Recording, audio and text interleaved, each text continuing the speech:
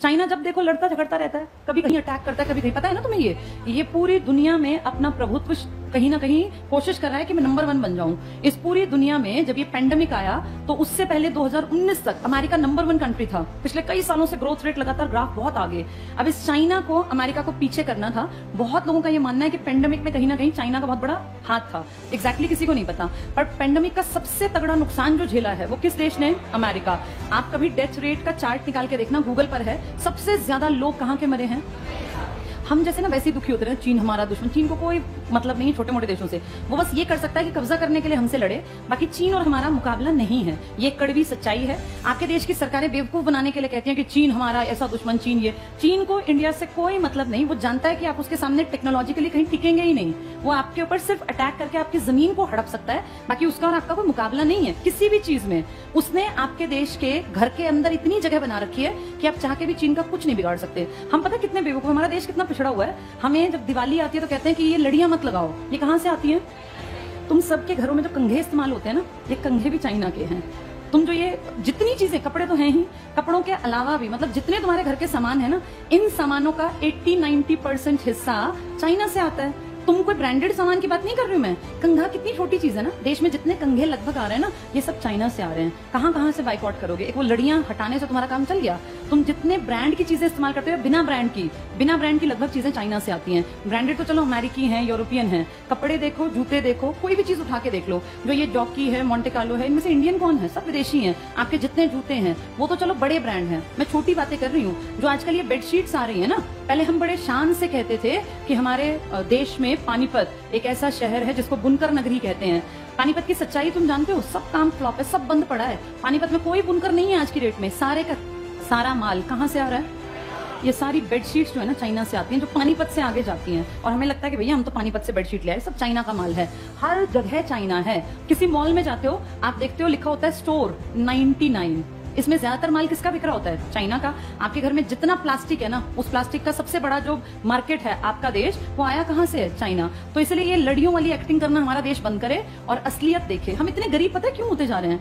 India ही क्यों गरीब हो रहा है? तुम आजकल देख रहे हो महंगाई कहां बढ़ गई। जो सामान पिछले साल 250-300 का था ना, वो इस साल में 400, 450, 500 का आने लग गया। ये पिछले एक साल में महंगाई कई गुना बढ़ गई। 100 रुपए, 50 हर चीज पे बढ़ गए। ऐसा क्या हो गया? ऐसी क्या दिक्कत आ गई?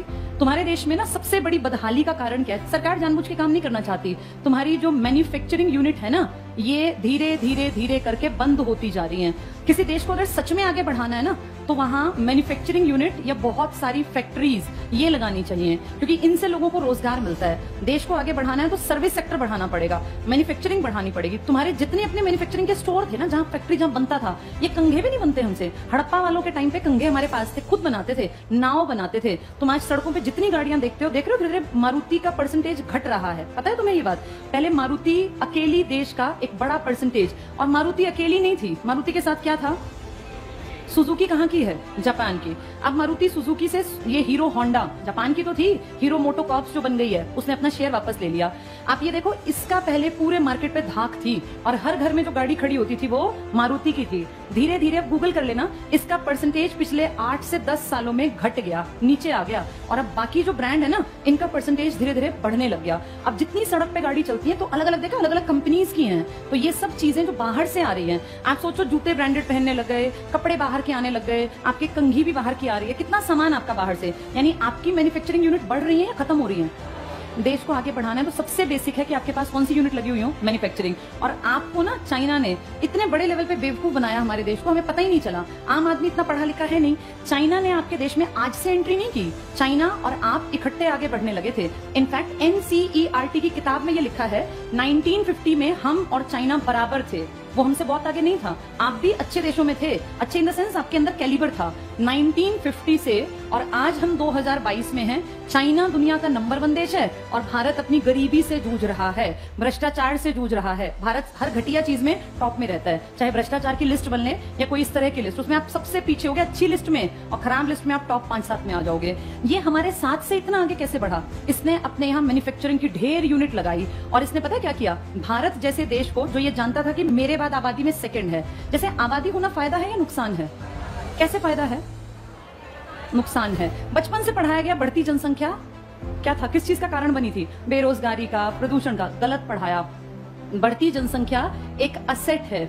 असेट का मतलब समझते हो क्या होता है असेट? असेट को मान लो पूंजी। अपने आप को देखो, तुम सब अगर नौकरी लग जाओ, मान लो तुम घर में 2 भाई बहन हो, 3 हो, तुम्हारे पिताजी कमाते हैं महीने के 50,000, आधों के 20,000 कमाते होंगे, कोई हो सकता है 10,000 का भी काम चलता हो, कोई बड़ी बात नहीं है, इतना ही है हमारे इंडियन घरों में। अब जिसके ये 2-3 बच्चे अगर नौकरी लग जाएं और ये तीनों, कोई 50,000 की नौकरी लग जाए, कोई 45,000 की और कोई 35,000 की, मुझे बताना इस आदमी जिसकी 20,000 तनख्वाह थी, इसके तीनों बच्चे इस जगह आके खड़े हो गए, ये इसके लिए बोझ है या ये असेट बन गए? तो पूरा भारत क्यों नहीं असेट बन सकता? ये चाइना 1950 में हमारे बराबर था। आज आप जब मेडल्स की लिस्ट देखते हैं तो हर चीज में ये आगे है, टेक्नोलॉजी में, सामान में। आपको पता है ना, जो ये ओलंपिक हुए थे इसमें भी टॉप में था, पता है ये बात तुम्हें? अमेरिका, चाइना टक्कर लेता है, सारे ताकतवर देश, और आप सबसे नीचे की लिस्ट में। तो भला हो लास्ट डे जो ये 7 अगस्त को बेचारे नीरज चोपड़ा की मेहनत रंग ला गई, नहीं तो तुम्हारे देश में था ही क्या? गोल्ड तो 0 था हमारा। ये एक इकलौता जिसपे हम इतने चौड़े हुए घूमते हैं कि इंडिया तो पता नहीं क्या है। हम देखते किसको है? पड़ोसी पाकिस्तान, जिसका हमेशा टेली में 0 नंबर है। हम अमेरिका, चाइना को नहीं देखते। चाइना ने अपनी पूरी पॉपुलेशन को क्या बना दिया? इसने ये सोचा जब जनसंख्या ज्यादा है ना, तो हर एक आदमी कीमती होना चाहिए। मेरा हर इंसान जो इस देश में, या तो वो खेल में निकल जाए, या वो प्रोडक्शन में आगे निकल जाए, मैन्युफैक्चरिंग यूनिट में, या वो बिजनेस कर ले, या वो अच्छी नौकरी कर ले। हमने क्या सोचा? बचपन से मुझे याद है हमेशा पढ़ाया गया, बढ़ती जनसंख्या एक अभिशाप है, बढ़ती जनसंख्या से बेरोजगारी बढ़ती है। यही पढ़ा ना, बचपन से दिमाग में ठूस दिया कि बढ़ती जनसंख्या बोझ है। चाइना ने अपने हर बच्चे को सिखाया कि हर किसी को असेट बनना है। जो हमारे साथ, तुम्हारे साथ जो बच्चे बड़े हुए ना, वो चाइना में तो पॉजिटिव चीजें सोच के बड़े हुए, और हमारी पीढ़ी ये सोच के कि बढ़ती जनसंख्या, बढ़ती जनसंख्या, तभी तुम पीछे रह गए। इस चाइना ने प्रोडक्शन यूनिट लगा के अपनी मैन्युफैक्चरिंग, और आपके देश को देखा कि ये सबसे ज्यादा बेवकूफ हैं और ये सबसे बड़े कंज्यूमर हैं। क्योंकि अगर आपके यहाँ कंघी बिकने लग गई तो एक परिवार में अमूमन 2 से 3 कंघे तो रखता ही है हर आदमी। आपका देश है 150 करोड़ का, तो आप सोचो हर परिवार में कितने परिवार होंगे, और वो सब कंघी बकवास बात होती है, लेकिन इसके पास करोड़ों रुपए गए ना आपके, और किस चीज के लिए? जिसकी कोई वैल्यू नहीं। इसने आपके देश को डंपिंग का बाजार बना लिया। डंपिंग का मतलब होता है, इकोनॉमिक्स में एक टर्म है। शुरू में इसने आपके देश में कदम कैसे जमाए? आपके यहाँ एक पॉलिसी आई थी एलपीजी, लिबरलाइजेशन, प्राइवेटाइजेशन, ग्लोबलाइजेशन। शुरू में ना आपके उद्योग धंधे बहुत खराब थे, मतलब बहुत ही निचले स्तर के, कोई ब्रांड हमारे यहाँ नहीं था, और हर चीज बकवास थी। हमने 40 साल वेट किया, 1947 से 1990 आ गया। तो ये सोचो 40 साल कि शायद इंडियन सुधर जाएं, कुछ अच्छा प्रोडक्ट बना ले। अच्छा नहीं सुधरे, बकवास जूते, बकवास कपड़े, हर चीज बकवास। फिर 1991 में हमारे ऊपर प्रेशर आया पूरी दुनिया में, WTO का, वर्ल्ड ट्रेड ऑर्गेनाइजेशन का। इसने कहा भाई दुनिया बदल रही है, मार्केट खुला छोड़ दो, जिस देश को जहां सामान बेचना है बेचो। हम भी इसके मेंबर थे, हमारे ऊपर भी प्रेशर आया, और फिर हमने अपने लोगों को कहा देखो भाई, अब दुनिया के लोग आएंगे यहाँ कपड़े बेचने, जूते बेचने, तुम में काबिलियत हो तो तुम्हारा सामान बिकेगा, नहीं तो बंद होगा, सुधार लो। एक आधा साल और दिया, लेकिन हमारे इंडियन प्रोड्यूसर्स ने कोई ध्यान नहीं दिया, और देखते देखते हमारे मार्केट में किन लोगों की एंट्री हो गई? China, America, European country, Australia, Germany, Britain. और जब इनका सामान आया ना, तो इनके सामान की क्वालिटी बहुत हाई थी और आपके सामान की क्वालिटी बिल्कुल बेकार। तो अब जो अच्छा, इन्होंने एक चालाकी और की, इन्होंने अपने सामान की उस टाइम कीमत क्या रखी? बहुत। इन्होंने सोच लिया कि हमें नुकसान हो जाए, लेकिन इन इंडियंस को हमारे सामान की आदत पड़नी चाहिए। एक बार ये आदी बन गए ना, फिर ये हमारे ग्राहक हैं जिंदगी भर, और इनके अपने बिजनेस फ्लॉप हुए तो हमारा ही सामान बिकेगा। आबादी बहुत बड़ी है। अब सोचो अमेरिका किसी 50 लाख की आबादी वाले देश में बिजनेस करे तो उसका कितना बिजनेस चलेगा? सब खरीदे तब भी कुछ नहीं बिकेगा। आपके देश में अमेरिका का कोई सामान बिकने लगे तो आप कितने करोड़ प्लस लेके बैठे हैं? अब 150 करोड़। अगर अमेरिका को 1-2 साल, जियो की तुम्हें ट्रिक समझ में आती है? जियो ने क्या किया पता चला तुम्हें? क्या किया जियो ने? पहले सस्ता, फ्री, पहले सबसे पहले फ्री से क्या हो गई? लोगों को आदत पड़ गई। पहले कभी किसी गरीब आदमी के दिमाग में भी नहीं था कि मोबाइल लूंगा। इस फ्री ने उस गरीब को ग्राहक बनाया। जैसे पहले वो जाल में फंस गया, अब उसको इतने दिन तक फ्री दिया कि उसको हैबिट पड़ जाए कि मुझे गूगल तो छोड़ो, ये क्या है, ये सोशल साइट्स की भैया, व्हाट्सएप, टिकटॉक, खासकर ये सब चीजें, फेसबुक, और ये अब ये सब इतनी आदत पड़ गई कि अब वो ग्राहक हैं। आज इंडिया में लगभग हर किसी के हाथ में मोबाइल है।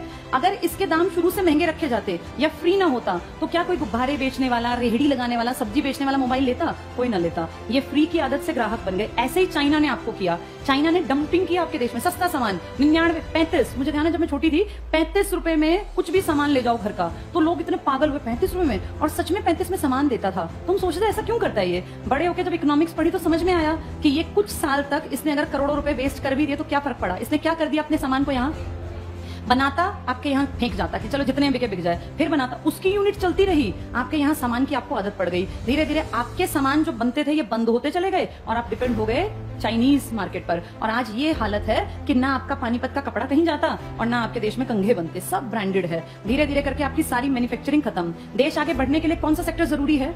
मैन्युफैक्चरिंग। इसीलिए आपका देश रोज और गड्ढे में गिरता जा रहा है। अब कोई भी सरकार है, सब झूठे हैं, आम आदमी पार्टी है, मोदी जी हैं या फिर अपने ये राहुल गांधी, ये सब बकवास कर रहे हैं, सब दिखावटी बातें करते हैं। रियलिटी इकोनॉमिक्स ये बताता है कि जब तक भारत में मैन्युफैक्चरिंग यूनिट्स बहुत ज्यादा नहीं बढ़ेंगी तब तक आपके देश की प्रगति नहीं हो सकती। और किसी को मतलब नहीं है मैन्युफैक्चरिंग से, सबको अपने पेट भरने से, अपनी जेब भरने से मतलब है। तो जिस दिन ये फैक्ट्रीज और ये सब दोबारा लगेंगी ना, तब देश आगे बढ़ेगा, वरना नहीं।